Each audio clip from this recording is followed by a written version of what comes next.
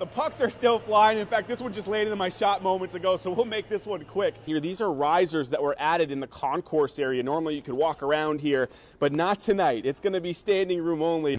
Check out this thermometer. We're just a tick above 0 degrees here. Both teams knew, hey, you lose this game tomorrow night, Saturday night, would be a do-or-die situation in the Western Conference Finals. Most, if not all, high school football players in the state of Nebraska would dream for the opportunity. And so if you don't have tickets, you're not going to be able to get in because of the fact that it's sold out. You can watch it online. But of course, they had to win their opening round games today. Hit it, Aaron.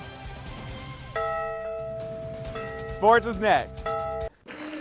At 6'6", Elk Point Jefferson starting center senior Connor Hensey is an imposing player on the basketball court.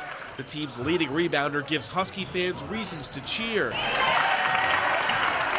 But he can't hear them because Connor has been deaf since he was 3 months old. I was really sick. I had meningitis. We were told that he could be, he would be deaf. There's a great possibility he was mentally handicapped, couldn't walk, couldn't talk, nothing, and may not even live. And they found out I had almost died twice while I had that disease, and from that point on, I was deaf. At the age of 3, Connor met Jenny Claus, who has served as his interpreter throughout his childhood. He doesn't need me. Let's go. Do it again. Let's go. But Huskies head coach Cole Knipling says he sure needs her. He says she does more than just sign the plays into Connor on game days. As a coach, you're watching so many different things with all the different players, and Jenny's just watching Connor. So she'll come to me saying, you're telling him to do this, and he's not doing it. So it's great because she tattles on him all the time, and then I get after him. Connor remembers the day coach first went after him and recruited him to play basketball when he was in middle school. I feel just inspired and elated. It didn't mean that I was on it. I had to work my butt off to be on varsity. It's kind of a crime. If he wasn't deaf, every NAIA school in our area would be drooling over him. He's the biggest athlete I've ever had here. And in a sport where trash talk is big, Connor is unfazed.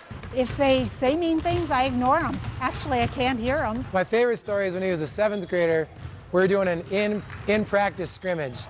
And he used to wear his cochlear implant so he could hear some things. And he was shooting a free throw to win the scrimmage. And they're all getting loud, and he just unplugged it, looked at him like, I can't hear you, buried it, plugged it back in, and went, what? What's next for Connor is college. He'll be going to Gallaudet University in Washington, D.C. It's the only higher education institution where all programs and services are specifically designed to accommodate deaf and hard of hearing students. It's complete opposite of what is used to, because there you need an interpreter if you're hearing. I want to be in an education career with a major in education and a minor in sports field management.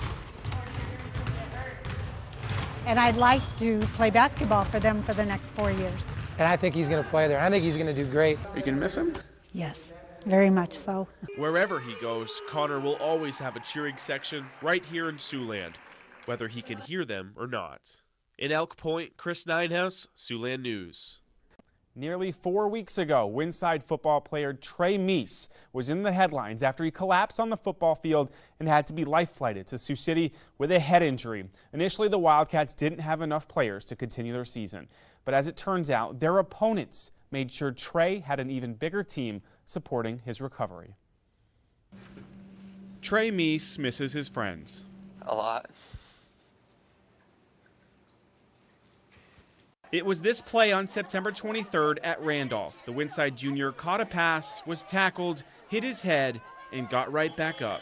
Little screen pass there to Trey. I got up and I remember the ref saying I was going to the sidelines. So I was like, okay, and then he started walking with me, and when he let go, I felt going sideways. Windside head coach Kent Lawson heard parents yelling not to let Trey walk by himself.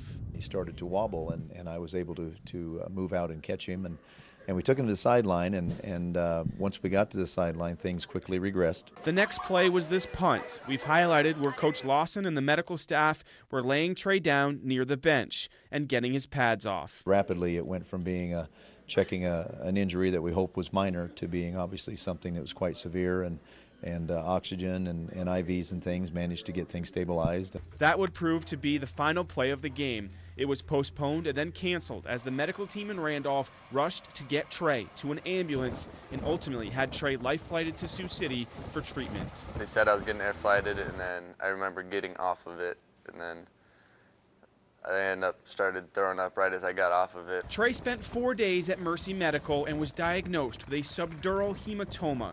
It could take up to a year for him to recover. Meanwhile, Winside just didn't have enough players and had to forfeit their following week's game at Emerson Hubbard. Pirate fans turned what would have been their homecoming into a fundraiser for Trey. The Wynot, Randolph, and Allen football teams also joined suit. The small towns around Nebraska, just overwhelming support. You can't really describe it. It's going to be impossible to try to thank all of them, but I'm going to try. Meanwhile, Trey is usually only awake about 8 hours a day. It's pretty much my routine for the last 3 weeks is wake up, eat, then go back to sleep. He spent some of those hours at the team's first game back the following week. As Trey fought through the headaches caused by light and sound, he fought back the tears as his teammates presented him with his jersey and hugs. They were playing Allen, and the Eagles players gave him a cooler full of goodies. I knew the support from my team was just crazy, but that just put me over the edge. I started crying. I couldn't help it. And although Trey has decided he's done playing football, something he learned on the gridiron will drive him as he heals. A little step back, but always forward, never backwards. That's our football quote, I guess. The results of Trey's latest CAT scan are in, and he's been cleared to go back to school Thursday.